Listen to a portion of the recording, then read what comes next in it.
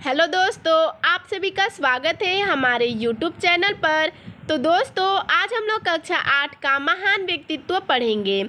आज हम लोग पाठ 4 पढ़ेंगे। हमारे पाठ का नाम है चाणक्य। तो आज हम लोग इस पाठ का सारांश देखेंगे। तो चलिए देखते हैं चाणक्य पाठ का सारांश।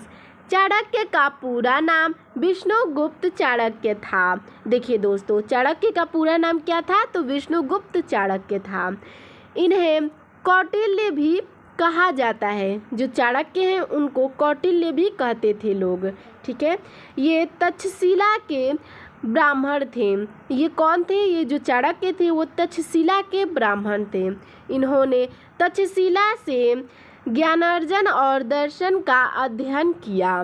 ये जो थे चाणक्य, वो ये जो तक्षशिला है वहाँ पे ज्ञान प्राप्ति की, ठीक है, इसका अध्ययन किया था।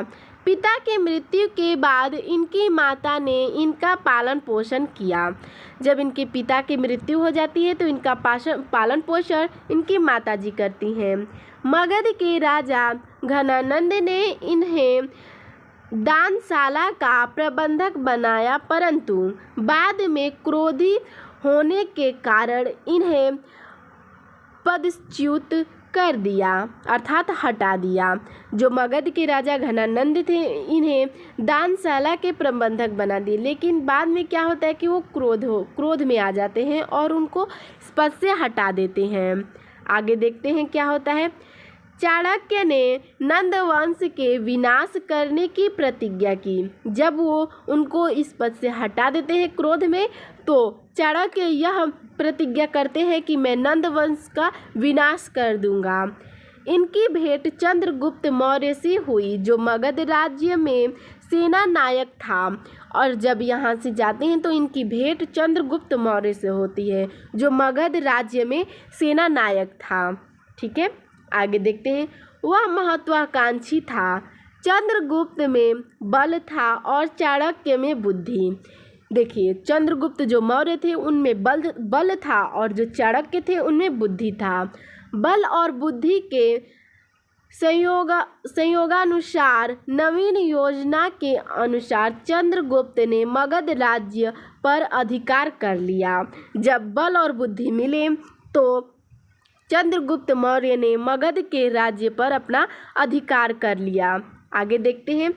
321 ईसा पूर्व में इसका विधिवत राज्याभिषेक हुआ, और जब वो उसको अपने अधिकार में ले लेता है तो 321 ईसा पूर्व में उसका विधिवत राज्याभिषेक होता है चंद्रगुप्त मौर्य का। चंद्रगुप्त मौर्य ने चाणक्य को महामंत्री और प्रमुख परामर्शदाता नियुक्त किया, और जब उनका राज्याभिषेक हो जाता है तो उन्होंने चाणक्य को महामंत्री बना देते हैं। चाणक्य ने अपने महान ग्रंथ अर्थशास्त्र की रचना की। जो चाणक्य थे वो एक ग्रंथ की रचना करते हैं, अर्थशास्त्र की। ठीक है, इसमें राजतंत्र, निरंकुश शासन, देशद्रोह, राजद्रोह, शांति, युद्ध, संधि, मंत्री परिषद, प्रशासकीय अधिकारियों, निरीक्षकों, उनके कर्तव्य, राज्य के अधिकारों तथा कर्तव्यों, प्रजाहित के कार्यों, राजत्व के श्रेष्ठ आदर्श, कर प्रणाली तथा राजनीति के विभिन्न विषयों व नीतियों का विवेचक किया गया। ठीक है, उसमें ये सब बातों का विवेचक किया गया है। ठीक है, अर्थशास्त्र में चाणक्य ने राजतंत्र को उपयोगी संस्था माना। ठीक है, उनके अनुसार राजा में विशिष्ट गुण होना चाहिए। जो चाणक्य थे उनके अनुसार राजा में विशिष्ट गुण होना चाहिए। वह धर्मनिष्ठ, सत्यवादी, कृतज्ञ, बलशाली, वृद्धों का सम्मान करने वाला, उत्साही, विनयशील, विवेकी, निर्भीक, न्यायप्रिय, मृदुभाषी और कार्य निपुण होना चाहिए। उनके अनुसार एक राजा में ये सब गुण होने चाहिए।